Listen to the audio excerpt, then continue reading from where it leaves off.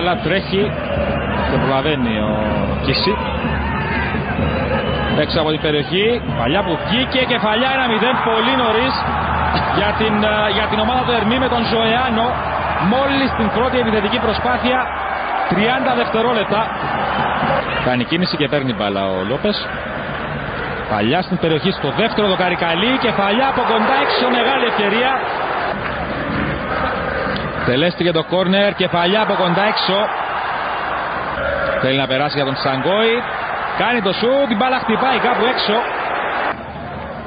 Παλιά στην περιοχή, Αγκόγκο δεν πως εκεί. Θέλει να μπει στην φάση ο Ματούσοβιτς. Το πλασέ από κοντά 1-1. Με τον Junior Αγκόγκο να χρήζεται σκόρερ για τον Απόλλωνα. Για να δούμε. Στην κόντρα ο Ερμής με προϋποθέσεις. Ζωιάνο, τέτα-τέτ κάνει το σουτ, δοκάρι. Τεράστια ευκαιρία για τον Ερμή. Σε ωραία για τον Μπακούρα, το 1-2, Μπακούρα τέτα-τέτ. Βγαίνει ο Μορένο, σώζει, κλασική ευκαιρία για τον Απόλλωνα.